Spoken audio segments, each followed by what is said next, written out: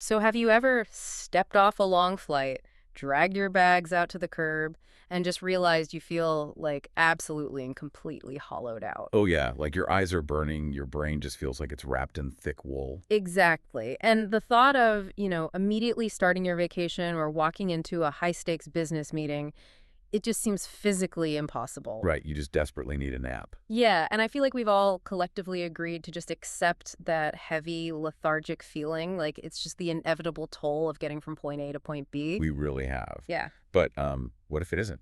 What if travel didn't actually have to drain your energy like that? And that right there is the core mission of today's deep dive. We are unpacking a really comprehensive guide to biological travel hacks. Hmm. We're pulling this from a presentation by human biologist Gary Brecka from the Ultimate Human video series. Yeah, it's some fascinating material. It really is.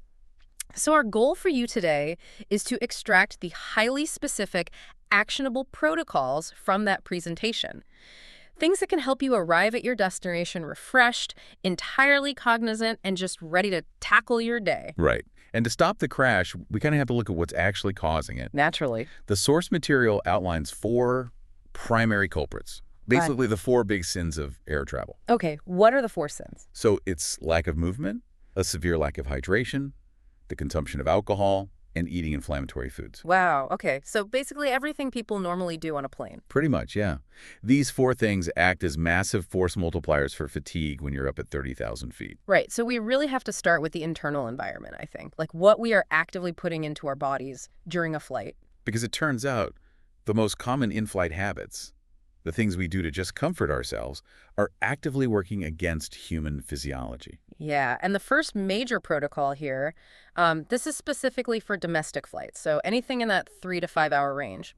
The rule is simple, but I know it's going to sound a bit intimidating to a lot of people. It definitely is for most. Complete fasting, like no food whatsoever. Yeah, zero food.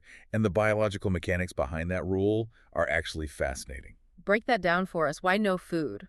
Well, digesting food requires an immense amount of metabolic energy. Yeah. Like, to break down a meal, Yeah. your body has to dramatically alter its internal logistics. Right, it's a whole process. Exactly. It diverts massive volumes of blood flow and oxygen away from your extremities, and most importantly, away from your brain. Oh, wow.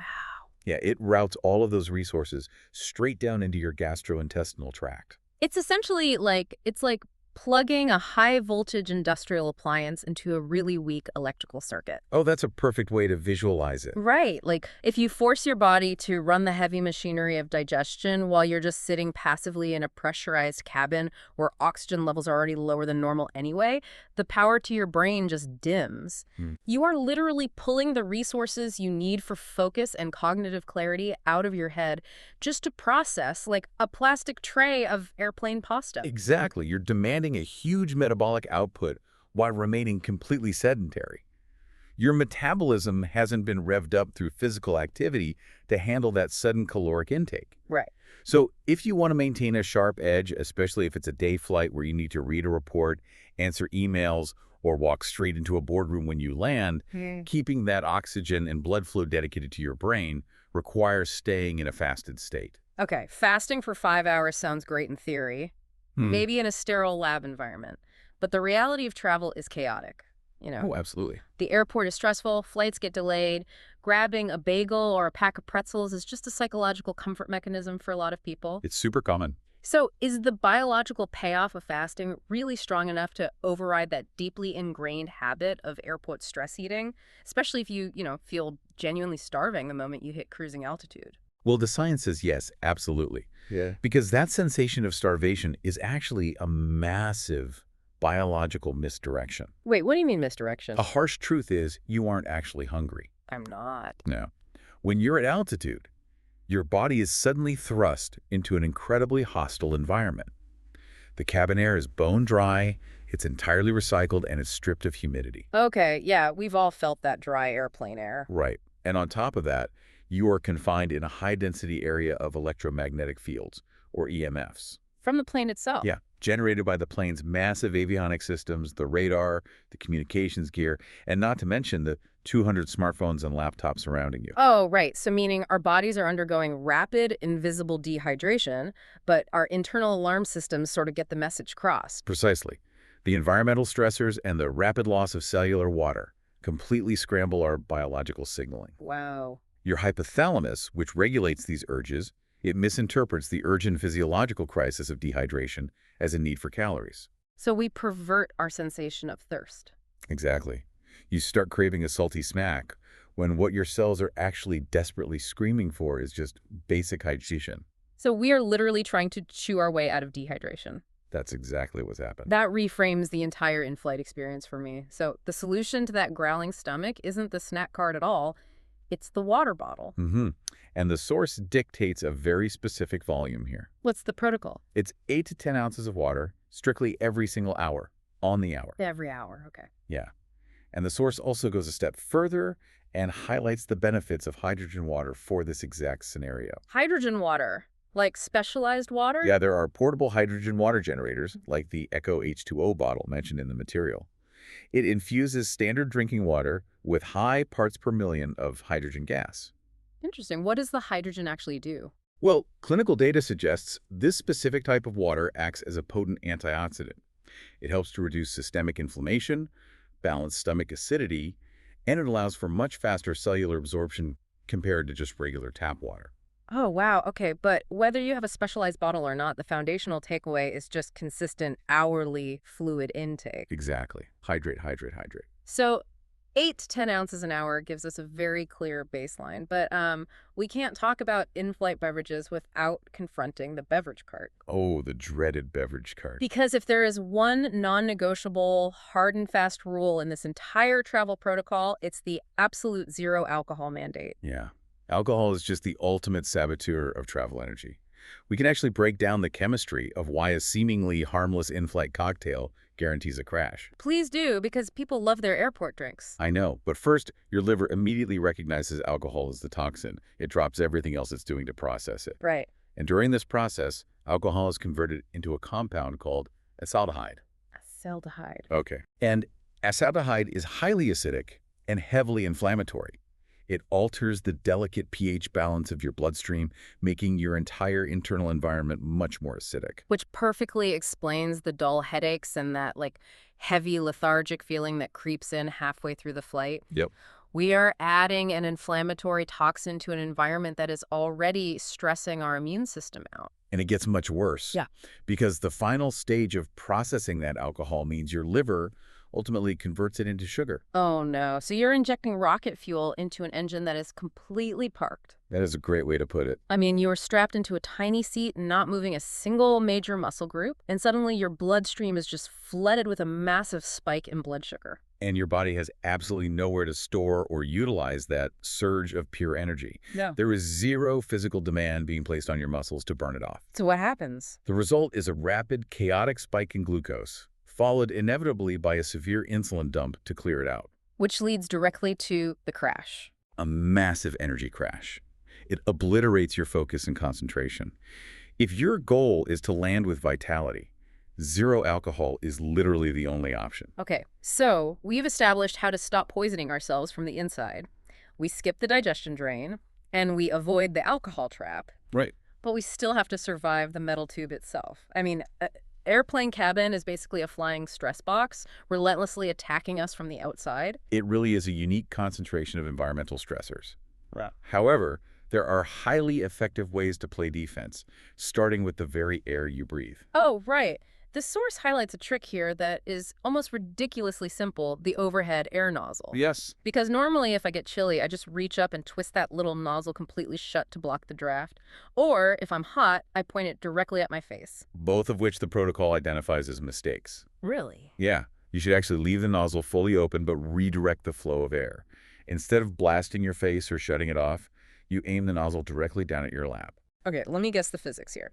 Pointing it straight down creates a continuous physical cone of moving air around your seat, like essentially blowing the stagnant cabin air away from your breathing zone. That is exactly the mechanism. It creates a fresh air pocket that acts as a physical invisible barrier. Oh, that's smart.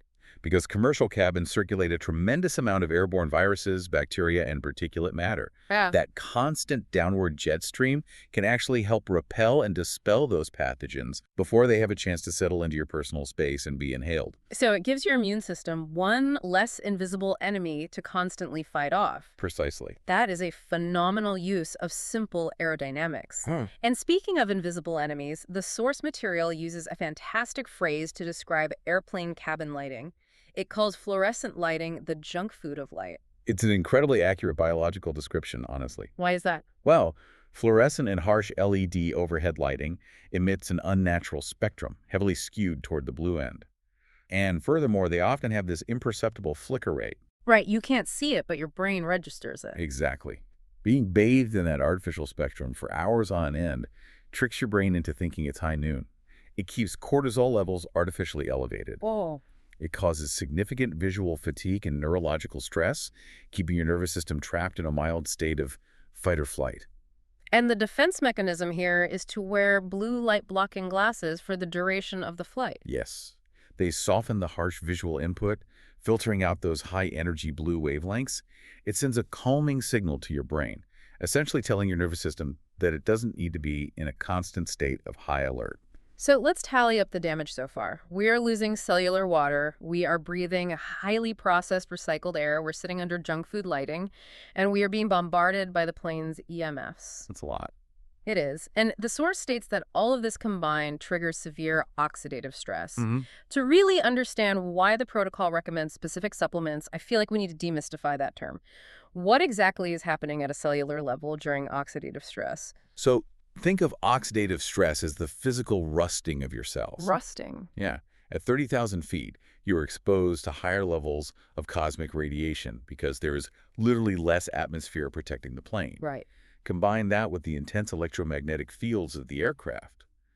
These invisible forces literally interact with the molecules in your body, knocking electrons out of orbit and creating what we call free radicals. Okay, and free radicals are essentially unstable, damaged molecules that are missing an electron, right? Yep. And because they're unstable, they act like molecular thieves. They violently bounce around your system, stealing electrons from your healthy cells, your proteins, and even your DNA just to stabilize themselves. Wow. That damage, that cellular theft, is oxidative stress. Your immune system has to go into massive overdrive to clean up the collateral damage. Which perfectly explains why we feel like we've been hit by a truck after a long flight. Yeah. Our body has literally been fighting a microscopic war. And to give our immune system some ammunition, the protocol outlines a highly targeted supplement strategy: resveratrol, magnesium, and zinc. Yeah, these aren't just random vitamins. They serve specific tactical purposes at altitude. How so? Well, resveratrol is heavily prioritized in this protocol because it's a potent vasodilator, meaning it expands your blood vessels and dramatically promotes circulation. Which is key when you're just sitting there. Right. When you're trapped in a seat, maintaining robust blood flow is critical. And what about the magnesium and zinc? Those are your primary antioxidants. If free radicals are the thieves stealing electrons, antioxidants are the billionaires willing to freely donate their own electrons to neutralize the threat. I love that analogy. By taking high-quality magnesium and zinc before and during the flight, you're directly supplying your body with the compounds it needs to stop that chain reaction of cellular damage caused by the radiation and EMFs. Okay, so we've got the chemical defenses locked in. Now we arrive at the most physical and, frankly, the most psychologically daunting part of the entire protocol. I know exactly what you're going to It's an say. in-flight workout. Oh, yeah. Every single hour, on the hour. The rule is you must get up and do 10 air squats and 25 deep breaths. It is entirely mandatory. If you want to maintain your energy levels, you have to actively break the cycle of physical stagnation. Okay, I am fully on board with the biology here, but we have to acknowledge the social reality of this. It's awkward. Standing near the galleys or waiting outside the lavatory, dropping into deep squats and breathing like a steam engine, every single passenger in the back rows will think you have completely lost your mind. Oh, it is a guarantee that you will receive some incredibly strange looks. But you have to weigh the biological return on investment against the temporary social awkwardness. Fair point. Like, what's more valuable? Yeah. Avoiding the fleeting judgment of a stranger you will literally never see again, or saving 2 days of your expensive vacation from being ruined by jet lag and lethargy. When you put it that way, the squats definitely win. But what is the specific physiological mechanism happening when we do this hourly? Like, why squats and not just a walk up the aisle? It's about leveraging the body's natural pumps. When you perform 10 deep squats, you are forcing the largest, most powerful muscle groups in your entire body, your glutes, your hamstrings, and your quadriceps, to contract forcefully. Okay. Those massive contractions act like a mechanical pump, taking the stagnant, poured blood out of your lower extremities and forcefully circulating it back up to your heart and your brain. Oh, I see. Then you pair that sudden surge of blood flow with 25 deep, intentional breaths. Exactly. You are hyperoxygenating that freshly pumped blood. It's an immediate, powerful antidote to the lethargy of sitting. And for those who simply cannot bring themselves to do it in the aisle, the Sorts does offer a pragmatic workaround, right? Yes. Just go in the lavatory, turn the tiny air vent on, do half squats so you don't accidentally touch anything in there, especially not the seat, and get your heavy breathing done in private. Yeah. The location doesn't matter. The mechanical movement of blood is what actually counts. Okay, so these domestic rules form a great foundation. Fasting, hydration, manipulating the air vent, targeted supplements, and hourly squats. But we have to scale this up for heavy-duty travel. Let's look at a 15-hour long-haul flight from Los Angeles to Dubai. That's a whole different beast. Right, because fasting for 15 hours, plus the time spent navigating the airports, crosses the line from a biological hack into genuine deprivation. You have to consume calories eventually. Of course. The protocol naturally adapts for long-haul flights and expensive layovers. However, the adaptation does not mean surrendering to the terminal food court. So no fast food burgers. Definitely not. Highly processed, heavily salted, seed oil-laden airport food will cause massive systemic inflammation. Instead, you pack highly strategic, specific fuel. And the approved packing list in the source is incredibly precise. Raw macadamia nuts, raw pistachios, and organic grass-fed beef jerky. Yep.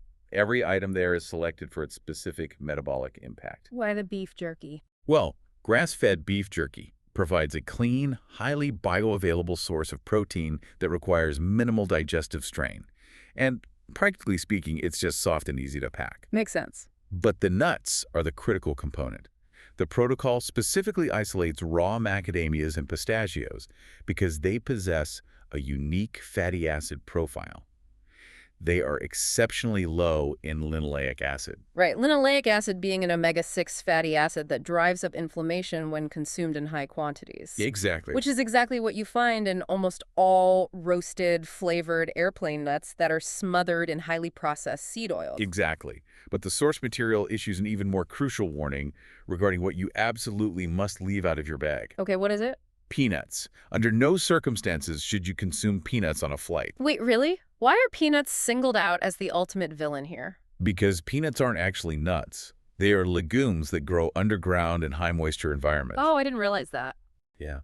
And because of how they grow and are stored, they are notoriously prone to harboring mycotoxins, specifically aflatoxins, which are toxic compounds produced by certain molds. Oh, wow. So you are essentially asking your liver to run a marathon to filter out mold toxins while the rest of your body is just trying to survive a pressurized metal tube. Exactly. It creates a massive inflammatory burden on your system.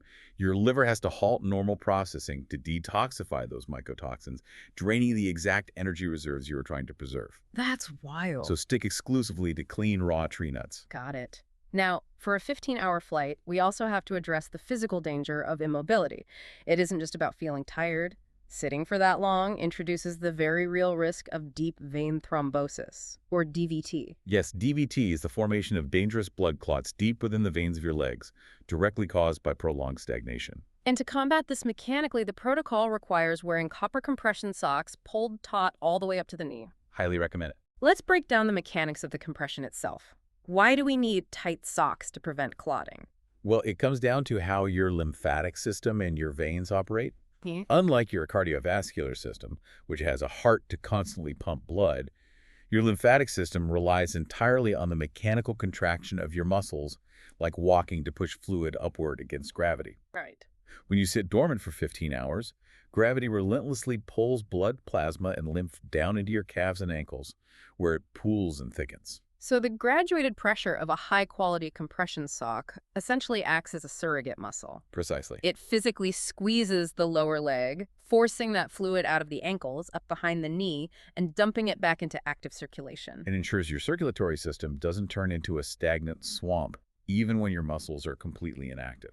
Okay, before we move on to the ultimate time zone hack, I have to address a detail from the source material that is just burned into my brain because it's so viscerally gross. Oh, I know what this is. On a long international flight, after you finally eat your beef jerky and pistachios, you naturally want to brush your teeth before trying to sleep. Right. The absolute golden rule is never, under any circumstances, let airplanes sink water near your mouth. It is a critical warning. The water pumping out of the lavatory tap is not fresh. So what is it?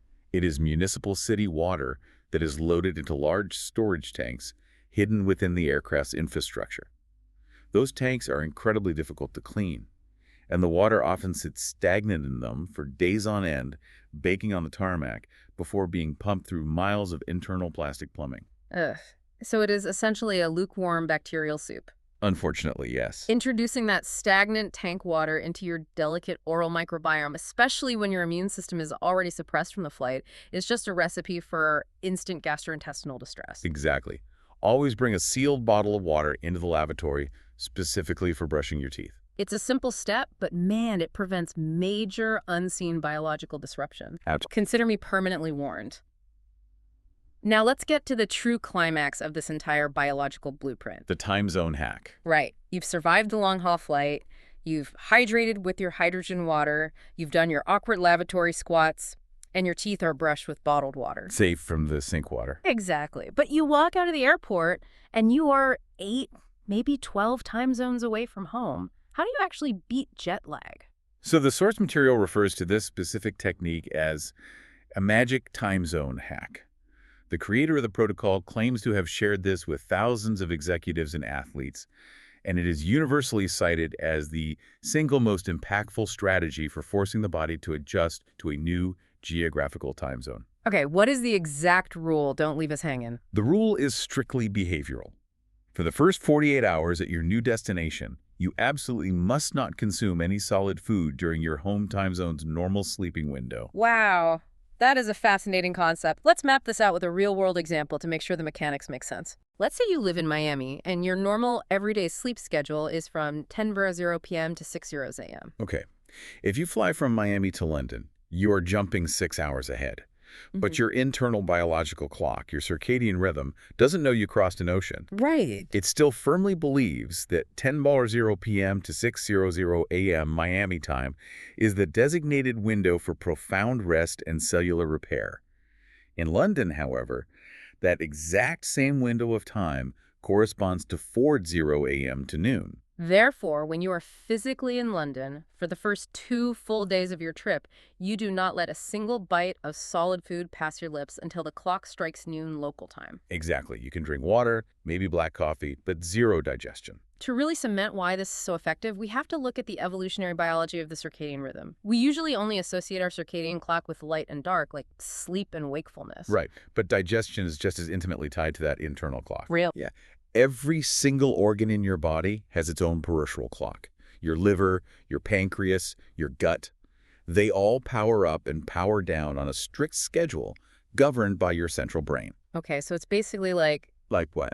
trying to force a massive complex software update onto a computer while it is firmly in sleep mode. Oh, that is the perfect analogy. The system simply isn't primed to run the program. If you sit down in London and force your gastrointestinal tract to process a heavy 3-egg omelet and a pile of potatoes at 8:00 a.m. local time, your gut is screaming because it thinks it's 2:00 a.m. Exactly. You are forcing the peripheral clocks in your organs to directly fight the central clock in your brain. Wow. And that internal chronobiological conflict throws your entire system into chaos.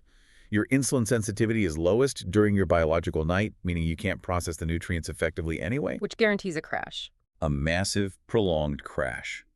By restricting your food intake strictly to your home clock's waking hours for that critical 48-hour transition period, you allow your circadian rhythm to gently stretch and adapt to the new external light cycles without the catastrophic disruption of ill-timed digestion. That is just brilliant. To summarize this entire mission for you, the listener, We are fundamentally changing the paradigm of what it means to fly. We really are. You do not have to be a passive victim of travel fatigue.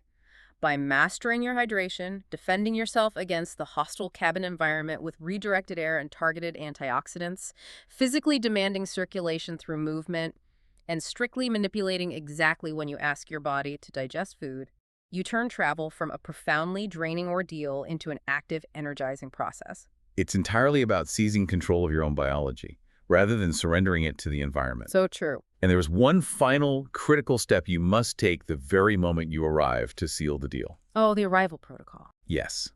The minute you reach your destination, whether you are standing at baggage claim or sitting in the back of an Uber on the way to your hotel before you rush into the demands of your day, you perform 3 deliberate rounds of 30 deep, expansive breaths. Just flooding the system one last time. Exactly. That massive influx of oxygen forcefully resets your autonomic nervous system. It clears out the lingering residual fog of the pressurized cabin, forcefully lowers the cortisol accumulated from the chaos of the airport, and biologically shifts your body from a defensive transit mode into an active execution mode. It's the final switch to turn the lights back on in your brain. We've covered some incredible ground today, journeying from the complex chemistry of how your liver processes in-flight alcohol to the evolutionary biology of your gut's circadian rhythm. It's been a lot, but it's so important. It really is. And I want to leave you with a final lingering thought to ponder on your own after this deep dive wraps up. Because the biology we've discussed applies far beyond the confines of an airplane. Exactly. Think about this. If our digestive system is so intimately, powerfully wired to our sleep cycles that eating a meal at the wrong circadian time across the globe can completely shatter our energy and delay our physical adjustment for days, how might our daily, innocent, late-night snacking habits right in our own kitchens be secretly sabotaging our everyday energy levels without us even realizing it? Oof. It certainly forces you to look at that midnight bowl of cereal through a completely different, highly biological lens. It really does, because whether you are hurtling through the sky at 30,000 feet or just sitting quietly on your own couch, your biology is always, always keeping the score.